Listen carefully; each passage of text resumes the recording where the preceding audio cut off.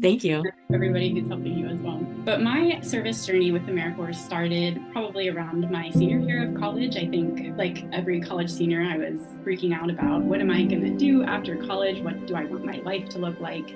And I felt really insulated in my college community, and I felt like I hadn't taken advantage of the greater community where I was going to college. I went to St. John's College in Annapolis. I felt like I All right, everyone, welcome back for another AmeriCorps Connections podcast. I'm Nicki Fiocco, and if you've landed on this podcast, you either typed in something, maybe you're trying to type in American Express, I don't know, but you ended up typing in AmeriCorps and you came up with this awesome podcast. So I'm Nicki Fiocco. I'm the brainchild of this. I'm an AmeriCorps alum, and really putting together this podcast was my desire to bring together and to continue to connect AmeriCorps alums who have experienced a service year and then gone on to do amazing things, from working at Netflix to all of the 50 episodes. I just got a notification that we hit 50 episodes. This is a very exciting day. Yes, we're moving over to 51 here soon. So we're having a special series right now. It's the 2024 Recruitment Extravaganza. And for those of you that don't know, right now until probably about July, August is really height season for recruiting AmeriCorps members who are going to serve in communities, really tackling some of the biggest needs within our communities across the country. So my goal is to highlight at least 15 programs where we actually have AmeriCorps alums that are recruiting for AmeriCorps members, so they can really speak to the experience of either doing a service in that program or doing some type of adjacent service. And I'm really excited today because I have Allie Matheu. I'm going to say her name wrong. Matheu. And she was a service member when I was at Volunteer Maryland. So it's a full circle here. And we'll go into her story in a second. But before I get started, of course, I want to shout out thank you to Dan Medevere for time or money services. He was really the first one to step up, get this podcast on all the platforms, on iTunes, on Spotify. And yeah, I just got a badge today that said, hey, you hit 50 episodes. So that's fun. And then also Sharon Tewksbury Bloom and her Do Good, Be Good team, who are all AmeriCorps alum who stepped up in 2024 and are supporting this podcast on the back end and also promoting it. In fact, a lot of the folks on this podcast that are doing the recruitment series heard about this opportunity from Sharon. So thank you for your support and your belief in this podcast. I think that's all I have to say. So let's go ahead and jump right into it. Allie, let's share your AmeriCorps journey. How did you find out about AmeriCorps, and what made you jump in and serve at Volunteer Maryland? Yeah, that's a great question. First, I just want to say thanks so much for having me on this podcast. 50 episodes is really exciting. So congratulations, Nicki. Thank you. Everybody who's helping you as well. But my service journey with AmeriCorps started probably around my senior year of college. I think, like every college senior, I was freaking out about what am I going to do after college? What do I want my life to look like? And I felt really insulated in my college community. And I felt like I hadn't taken advantage of the greater community where I was going to college. I went to St. John's College in Annapolis. I felt like I really didn't take advantage of the greater Annapolis community and the connections and great work that was being done there. So I connected with a nonprofit called Seeds for Success just for a volunteer opportunity. I tutored, and in their after school program, I was paired with a young girl who was about age, and I would work with her about one night a week I was probably doing that for at least 6 months. And their volunteer manager at the time had approached me. She knew based on my conversations with her that I was graduating, looking for something to do post graduation. And she said, hey, I have this really great opportunity for you to become an AmeriCorps member with us. You could be our volunteer coordinator through Volunteer Maryland. And AmeriCorps was already on my mind. I thought about city year, doing a year of service post-college graduation. And I felt like the stars had aligned for me, something I was doing already and was really passionate about.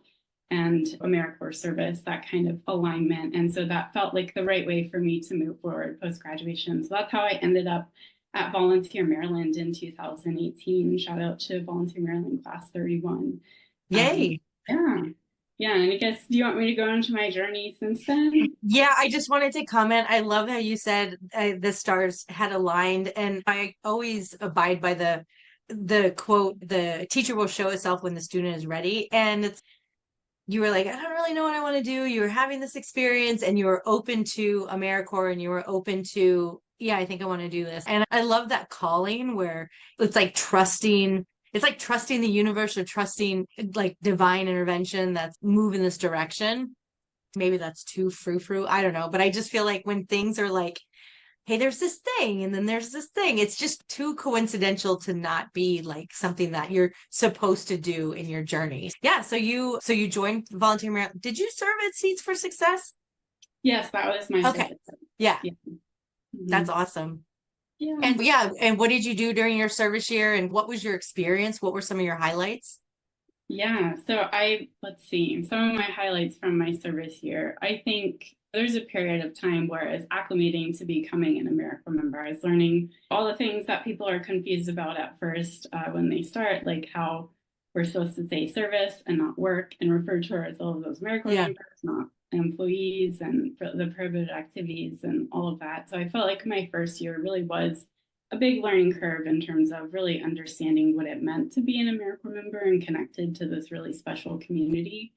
And I think for me, the highlight of my year, two things, but both related, were really just the people in the community that I tapped into, the community and the people that I connected with who were also AmeriCorps members in my Volunteer Maryland class. I feel like those connections were really important to me and really vital for me to be able to get through my service year, and are still memorable relationships that I had and friendships and mentorships that I had through my AmeriCorps class. And then just the people in the community that I got to work with as a volunteer coordinator, specifically the kids that we were working with. I think I hadn't had a lot of opportunities to work directly with kids, but the times that I had done it, it was really meaningful work to me. And so I felt like I really cared about them and were invested in their well-being. And I felt like that passion and that care really backed up the work that I was doing and made me really intentional in the way that I carried out my work as an AmeriCorps member as well. I know that's pretty vague. It's not specific instances that were memorable or important to me, but I think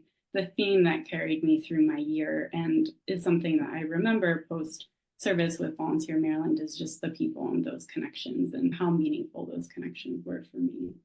Yeah, like 100%. Literally, that's the definition of why I wanted to do this podcast is during my service year, that was something that I realized was so important because I couldn't do all the things and I didn't know how to do all the things, but I could find people who knew how to do the things, right? And so making those connections and keeping them going is so important, especially as we move forward in our career journey or just purposeful journey sort of thing. Like, where do I want to be and who do I want to be with?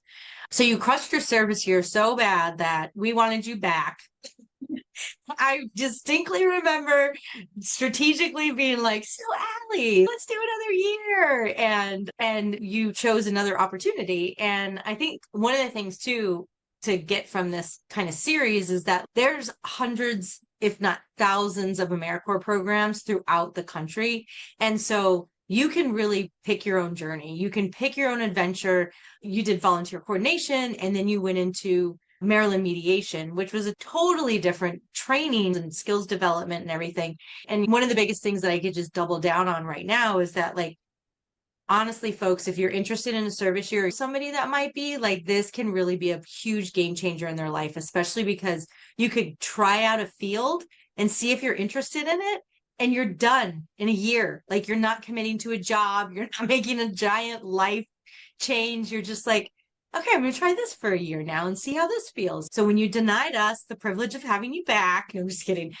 So you decided to do another year, which is service years can be challenging sometimes if there's turnover, if there's change. And so even the decision to do another year is a big decision. What kind of made you do that? And then what was your experience your second year?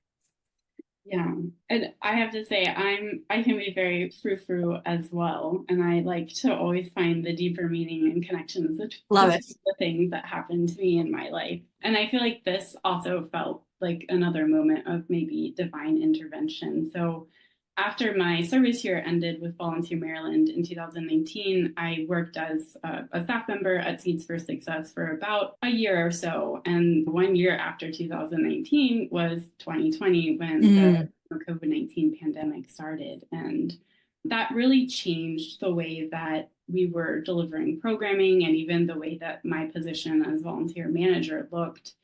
And I just saw things changing in a way that maybe wasn't beneficial for me, reducing my position to part-time. So there is a drastic change in my capacity there. And just feeling like overall, maybe it was time for me to make a change. And initially, I was not planning on going back to AmeriCorps service. I did one service year. I loved it. But I was like, it's time for me to get a job and to continue in my journey for employment. However, when I was thinking about the transition and kind of what I wanted to go and do next, Community Mediation Maryland really stuck out in my brain because back when I was an AmeriCorps member with Volunteer Maryland, Tracy Ford, who's our quality assurance director at Community Mediation Maryland, had come to one of our in-service days or training days, and she had done like a quick conflict resolution workshop and presentation to us. And ever since she did that presentation, I was like, this is such cool work. And it intimidated me, which is why I think I reached out in 2020, I reached out to the program director at the time, Hope Braveheart, for Community Mediation Corps. I was like, hey, I'm looking for something new. Are you still looking for AmeriCorps members? And she said yes. And I interviewed with her. And I actually became a team leader for Community Mediation Corps. I had never served with them before. It was their first year having team leaders. And so my opportunity there was really to create and follow through on what a team leader could look like for Community Mediation Corps. And that was such an amazing opportunity. It was extremely challenging because it was 2020 to 2021 where people were not sure if we should even be with one another. We were scared of being sick, wanting to keep people safe. Everything was mostly virtual. So my service with Community Mediation Corps looked a lot different than it did with Volunteer Maryland. But it was really exciting to be a team leader. And I think I was drawing on a lot of my experience with Volunteer Maryland and my really positive experience with my own team leaders as an AmeriCorps member to guide myself in what I feel like a team leader really should be and embody when supporting AmeriCorps members. That's so awesome to hear. And that ripple effect of what happens after to the person. We think about these programs and we're doing service in the community and we're working with the kids or we're planting the trees, but there's a transformation that happens within that service member. You can go into a service year and you come out a completely different person. And I love the influence of some of the things that were put in place with Volunteer Maryland. One of the things I remember so much about Tracy's training is how, number one, the banana thing was funny, but the one where she has a line and she's get the other person to step across the line and we're struggling and we're fighting, we're trying to get him over the line and she stops us all and she goes, has anybody asked anybody to step over the line? And we're like, oh yeah, that's a really good idea. She was great. And I love how you reflected and said, I think the work was so intimidating and that's what drew you to it. That's really something I'm going to meditate on because I'm going to think about things in my life that I'm a little intimidated about that I'm like, I'm not drawn to it because I'm intimidated by it. But I love that, like leaning into that. So awesome. So you did your service year and you pulled together and you had to make the changes because it was 2020 and all the things. And I distinctly remember having a conversation with Hope Braveheart because I was with the governor's office on service and volunteerism now at this point, and we were sitting at a happy hour and I'm thinking of hiring Allie. And I said, hire Allie, do all the things. So you stepped into a role with them now. Spoiler alert. Was that so? How did that kind of after your service year? Was it right? I can't remember the timing of it, but how did that all work out? It was honestly very similar to how my service year with Seeds for Success ended, that I was offered a position with Community Mediation Maryland as their AmeriCorps coordinator. And I think I started pretty much the day after my service term ended. I love that. That was 2021. Yeah. So I've been a staff member with them since yeah, for about that's 3 years now. Yeah. That's awesome.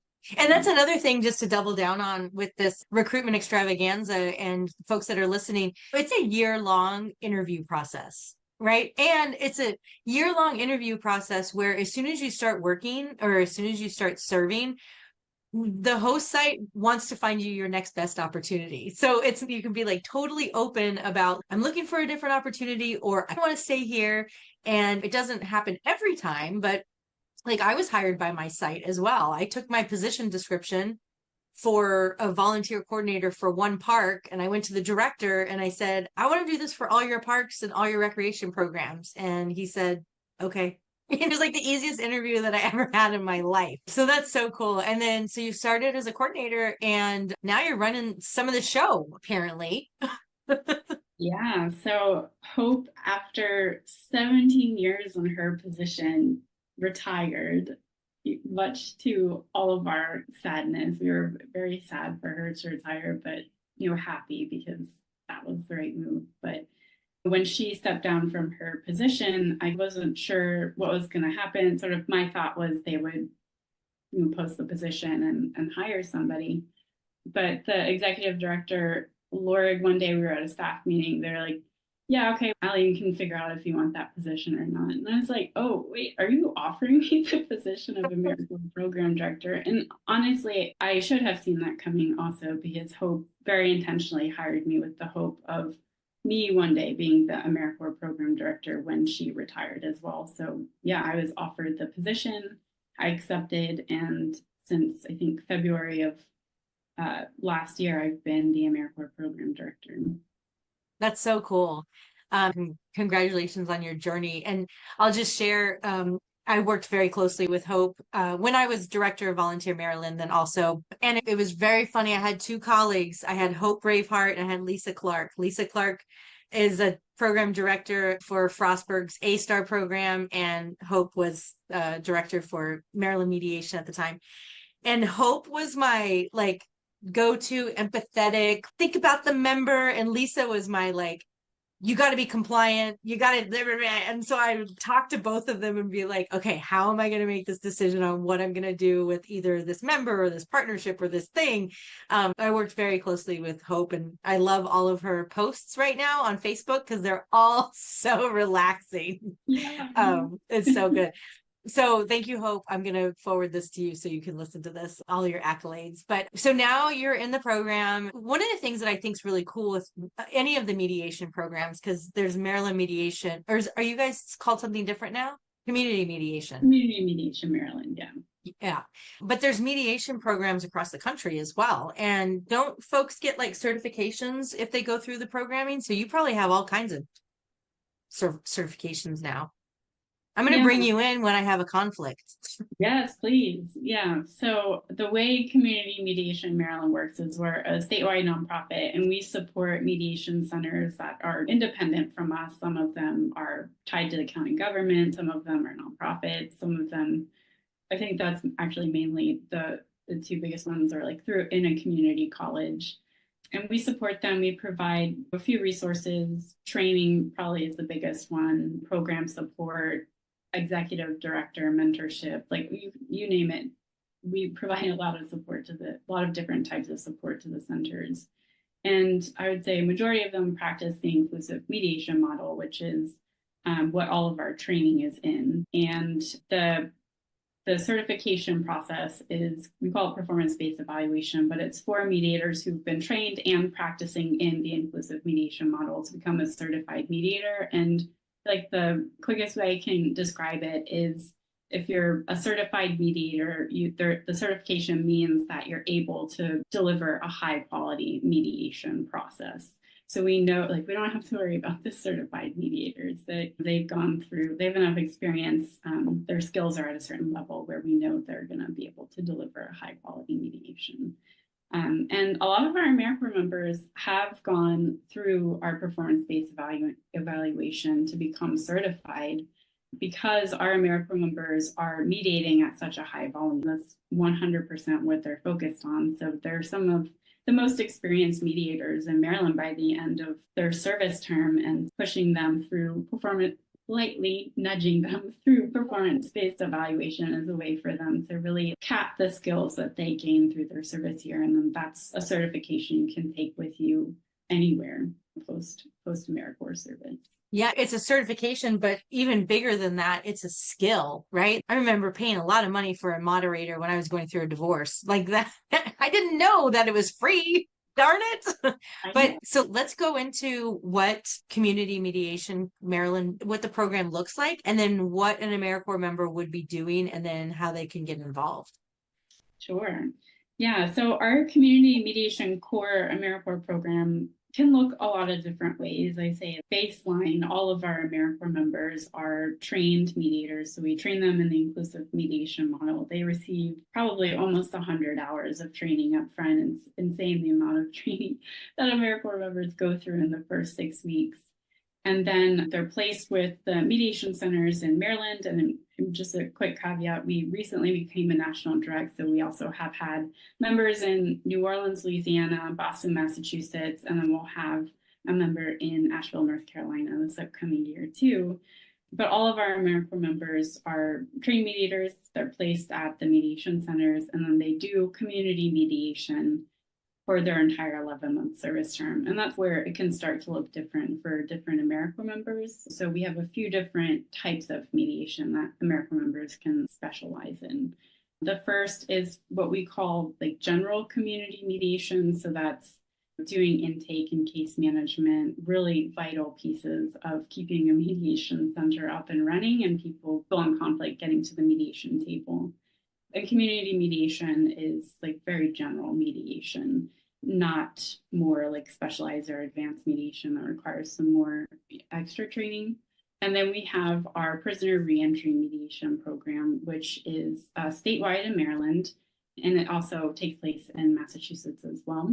And that's where AmeriCorps members are supporting our prisoner reentry mediation program, which is where we go into state facilities, correctional facilities, even more local like detention centers. And we provide presentations to people who are incarcerated, but planning on being released from incarceration within the next year. And they have the opportunity to sign up to go to mediation with somebody on the outside who isn't incarcerated. And so we provide 2-hour mediations inside the facilities between an incarcerated individual and somebody of their choosing. And a lot of the time they're planning on going home. So they're talking about what that return home is going to look like. Mm-hmm. Also, there's a lot of unresolved conflict. Maybe they want to talk about things other than what their transition home will look like. And that's the beauty of mediation. They can use it however they want to.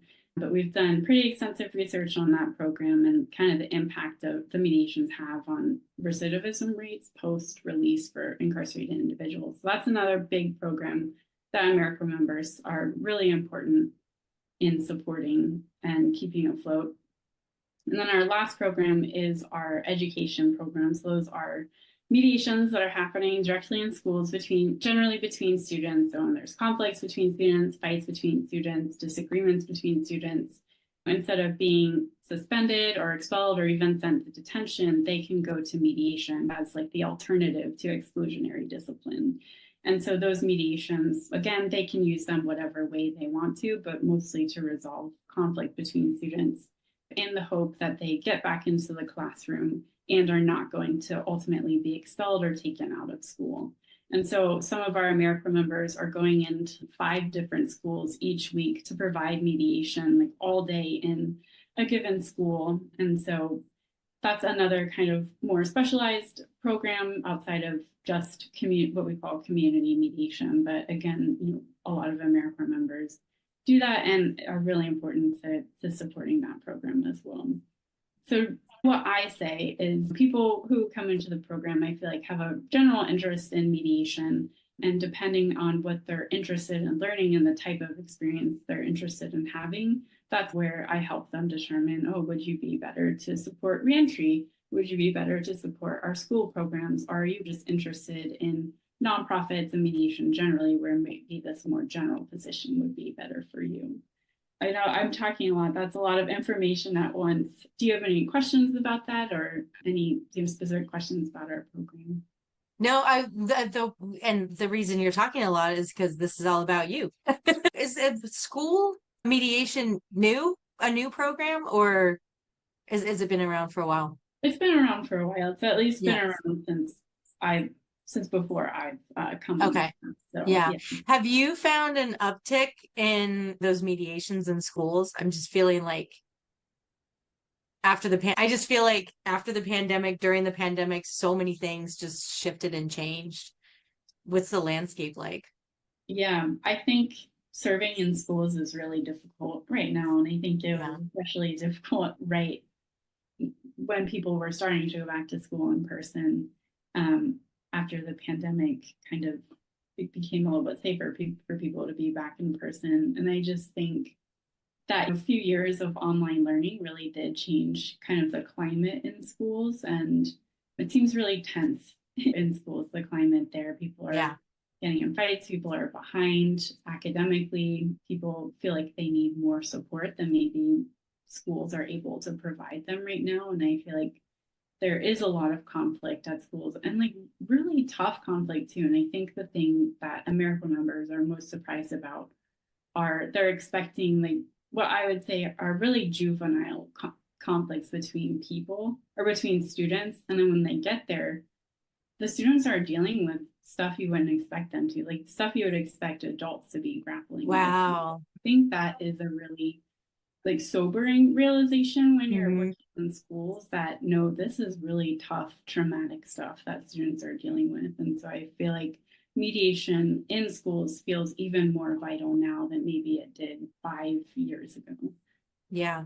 And what an amazing like exposure an AmeriCorps member would have to that type of environment where you think you're going into something and it turns out to be something else, but you have the skills and the resources to actually be like a problem solver and a bridge builder. And I think that's really inspirational about this program because it's not go in there and tutor the kid, which is super important, but it's you have to model, you have to reflect, you have to keep your emotions out of it. You need to pick up on cues and make sure that you're moderating like the conversation. So I think I've maybe done 7 or 8 of these recruitment interviews, and every single program I want to do. I want the skill. It sounds like a really great opportunity for somebody that just is not quite sure what they want to do next. Because, like we've said before, you leave with a certification and you leave with a solid, tangible skill and experiences, right? Like it's not just taking a course, getting a check mark. It's you're in it, doing it. Now, when you served, you were a team leader. So did you do any moderation or was that kind of different? It was a lot different. And I think for a few reasons, it was a lot different. One, I wasn't placed in a mediation center proper. So if I wanted to mediate, I would have to go outside my position and connect with other mediation centers to be able to be put on cases. I was trained as a community mediator in the inclusive mediation model. So I have that training and I did some advanced trainings as well. But really, the focus of my position was supporting AmeriCorps members. And Yeah. especially during the pandemic when, or at least like in 2020 to, May and fall of 2021, there was this huge shift in Maryland where all mediation became online. And, that changed a lot of how mediation was happening and how many cases were coming into the center Mm. and how easy it was to get on mediation cases as well. And so I felt like a lot of my time was drawing me away from mediation and still focusing more on the support of members as well. And Yeah. so I have set a goal for myself. I feel like a fraud in my position because I haven't mediated yet. But I've set a goal for myself. I'm going to retake the basic mediation training this fall with our AmeriCorps members, and I'm going to do my apprenticeship with our AmeriCorps members. That's awesome. Yeah, and I think my experience as a team leader has also planted a seed in my mind that making sure when we're bringing future team leaders into their positions, making sure that they're getting the same skills and opportunities that other AmeriCorps members are. And our 2 team leaders right now have finished their apprenticeship and are actually like on their way to becoming skilled mediators. So that's really exciting, and that's a huge accomplishment. That's very cool. It is interesting how like you go through the process and then you're like, oh, I need to next time make sure that this and that happens. So that's really amazing reflection. So if somebody, I guess I have a billion questions, like how many AmeriCorps members are you recruiting for? When does recruitment start? How does somebody get in touch with the opportunity? What's the turnaround time? All the good stuff. So yeah, all the things. Yeah. So our program, I say, maybe compared to some other programs, is small but mighty. So we have about 25 AmeriCorps positions, all full time. So we're recruiting for about a cohort of 25. But I feel like it is challenging to fill all the positions right now. I know I'm not the only AmeriCorps program going through that. So it's really exciting to be on here and talk about the positions. Apply if you're interested. Yes. But yeah, our recruitment, we start pretty early. I think we started in February or March. So we're in the middle of it right now. Our recruitment really won't end until we have all of our positions filled. So I'm aiming for people who are interested in applying, suggesting that they apply at the latest by mid-July to give us a few weeks to do the interviewing, to some reference checks, and to offer the position and give them enough time to think in time for August 1st, which gives us a few weeks before our start date, which is August 15th. And for folks who are potentially interested in applying, they can go to our website, mdmediation.org, and we have an AmeriCorps page on there that's pretty easy and accessible to find. And that has all the information about our benefits, some stories from AmeriCorps, a lot more of a breakdown of what the positions look like, locations where we'll have AmeriCorps members serving, and then most importantly, a link to my email where they can submit their cover letter and resume. An alternative way to apply is through the beloved My AmeriCorps portal, which honestly we do get a lot of applicants through, which I'm just every year shocked by. But that's another way to apply, and that application is really succinct and includes references and stuff. That's another way they can apply to our program. And ultimately, they have to go through that platform anyways, but it can be a little bit more tenderly taken hand holding through the website, through that process. But we'll make sure that we put all of those links, your email and stuff, if that's okay, in the show notes so people can, if they have questions or whatever. I just think this is an amazing opportunity. I've always loved this program. I've always appreciated Hope's view on how she treated her members, how the program was created. And now that it's under your wing, I can see that it's definitely going to thrive and even grow if that's the desired impact. But I think it's such an amazing opportunity for folks to, like I said, get a certificate, get a skill, and have some tangible experience within your AmeriCorps, within your year of service. Is there anything else that you want folks to know about your service year, community mediation, or anything before we close out? I think just like reiterating what you said, that a few points, that I think AmeriCorps is such an incredible opportunity, even if you don't feel like our program is a good fit for you, to find another AmeriCorps program that has, a position that's interesting to you. I think there's just so many different AmeriCorps programs throughout the country. And like you said, the more I hear about different programs, the more I want to be like, I wish I did a service here with them. And there's a program out there for everyone. And so I feel like that's an important thing I want to say. And then about our program, again, just reiterating something that you said, that these skills that you gain through our programs, like the technical mediation skills, are lifelong skills that you'll take with you in your personal life and future employment situations. And I feel like mediation really does change the way that you think and listen and communicate with people. And I found myself becoming a better listener and better communicator, and like a more thoughtful listener and communicator as well. And I do feel like that's partially from the training and partially from the culture you find in the community mediation movement. If people are interested in community mediation or mediation and conflict resolution in general, there's definitely a lot of opportunities to see what that looks like on a grassroots community level, which I think is a really exciting level to be able to participate in it at. So yeah, just wanted to reiterate that point. Those are all really great reflections about the program for an AmeriCorps member to serve in. But also, can you speak a little bit to the services that mediation centers provide the communities that they're in? Because it is like you can call up and say, I need a mediator for my daughter doesn't want to bring lunch to school, or whatever it might be, where you feel like there's a conflict and you need somebody else there. Can you speak a little bit to that real quick before we close out? Yeah, and thanks, Nikki, for giving me an opportunity to talk about that. I didn't even think about that, but yeah, and not just in Maryland, but mediation centers are all over the country, like you said. But in Maryland specifically, we have about 16 mediation centers, one serving each county in Maryland. And all of those mediation centers provide free, non-judgmental, and voluntary mediation services. Like you said, it's mind-blowing to realize that there's this amazing service that's completely free of cost that you can just use whenever you need it. And so what I say is, like, really any type of conflict can be referred to a mediation center. So even if you're not sure about whether your conflict that you're experiencing would be appropriate for mediation, to still call the mediation center in your county to figure out whether or not that could go to mediation. We mediate so many different types of conflicts that it's really incredible, kind of the range of the service and the depth of the service as well.